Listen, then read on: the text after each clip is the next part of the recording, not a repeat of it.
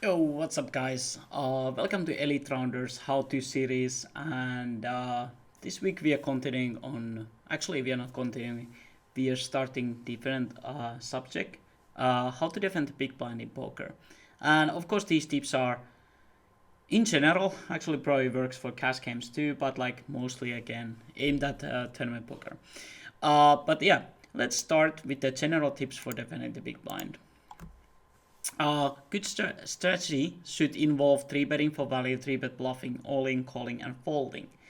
What I see a lot of people doing is just 3-betting for value from the big blind. You can actually bluff 3-bet from big blind too, which is actually very advisable because in general, 3-bet bluffing from big blind is pretty good strategy if you look at your statistics. Um, Again, so you want to have your strategy which has all of these things. It can't be just shoving all in. It can't be just 3-betting, never calling.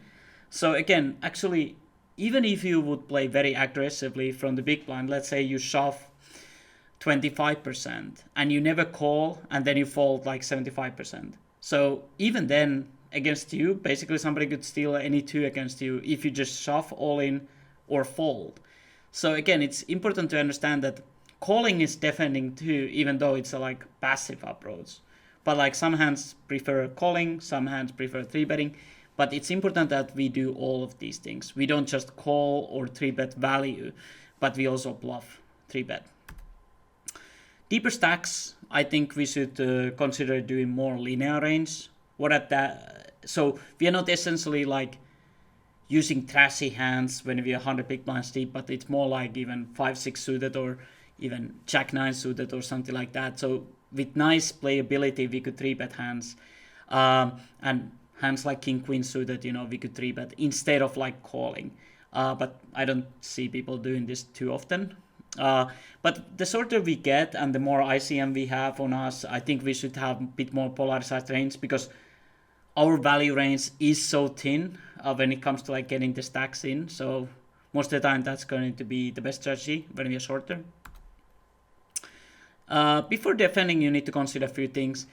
What is the villain's opening range? If they open 5% of the hands, let's say aces, kings, queens, jacks, tens, ace king off, ace queen suited, that type of thing.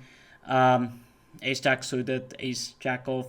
If the opening range is like that, don't defend so many hands unless you have some very good hand and you're a little bit deeper so you can actually set mine or something. Again, you don't need to defend against the nits that wide. That's the thing. If someone's playing super tight, don't defend too wide because you're just blowing away your money. The thing is, no matter how good player you are, you're not going to make defending 7 deuce off profitable even if you're Phil Ivey, because they are going to see bet most of the time they're tight range. You have 7 deuce off, you never hit anything. Again, like that was just an example, but like no matter who you are, you're not going to make some hands profitable versus such a tight range. It's just not possible, basically, because it's so easy to play top 5%. Nobody's gonna mess up that badly playing 5%. So when should we defend less from the big blind? I guess if they open very big size, you can fold more. If they open 4x, you can fold more. You 3-bet probably a bit more instead of like calling. In general, your calling range will be fairly narrow against 4x open, unless you think they are making big mistakes post flop and they still open fairly wide. Usually it's pretty strong hand if someone opens 4x. But yeah, especially the ace-x offsuit hands becomes really bad calls like versus big sizes. And it makes sense. Like if someone's opening like ace 10 off plus, and you're defending like ace 6 off, of course, like whenever you hit the ace, you're going to be underdog like most of the time. So it's kind of like these hands have terrible playability in a way that if you hit, you're not gonna win big pot. You're just going to lose big pot when they have the ace 10 off, ace jack, ace queen, ace king. If they have kings, queens, jacks, they are not going to give you a lot of value max 2 streets, like absolute max. So yeah, again, this is the same point we considered earlier. If the villain is very tight, you can fold more. Again, you don't need to defend against very tight players. If the pot is multi-way, you can fold more, especially the offsuit hands becomes very bad to defend. So something like king deuce off, king 5 off, king 6 off. All these hands can be folded like jack 6 off, just total trash. Even though like versus one player you can probably defend these, especially if it's like later position open. It's totally standard to defend these, especially versus min raise, 2.2x raise and stuff like that. It's totally fine. But again, if it's multi-way pot, you really need to consider that offsuit hands becomes really bad. And it's you just never flop anything, which is good. If the villain is competent player, you can fold more. That's also reasonable because like he's just going to play so well in position that he will put you in terrible spots and he won't give you value when you actually hit your hand. So I think it's reasonable to even fold more versus very good players. If you have high ICM pressure, you can fold more too. Like let's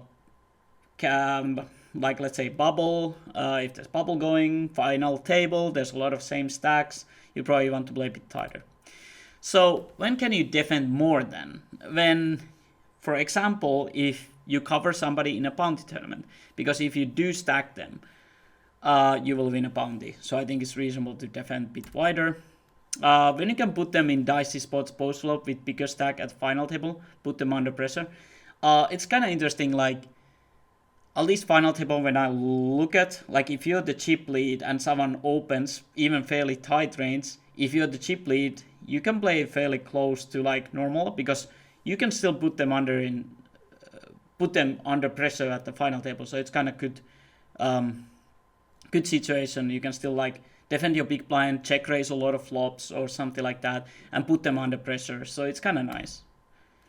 You can defend more if the villain makes big mistakes post flop, obviously. If they're just overplaying every hand or they just play so obviously and you have good reads on them, you know, of course, defend more. And of course, you have implied odds if they are overplaying the hands. Let's say they have aces and you have 7-8 suited in the big blind, of course, which is always defend pretty much anyways. But especially then you have great implied odds. If someone's always overplaying their top pair and something like that, it's easy to get the stacks in. So then all these suited hands really become pretty valuable, to be honest.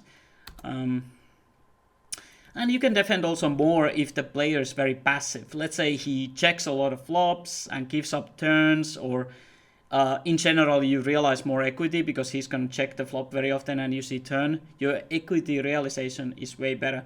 So versus these type of players, I'm pretty happy to call because I will always see the turn as well. So we will basically see almost all the cards every time. And another thing is, if you're facing someone who's c-betting every flop, versus this guy, we should probably be a bit tighter because our equity realization is worse. So it matters how often they are c-betting. So that's something to consider. But yeah, this was like general tips for how to defend the big blind. I think these are kind of things like people miss out.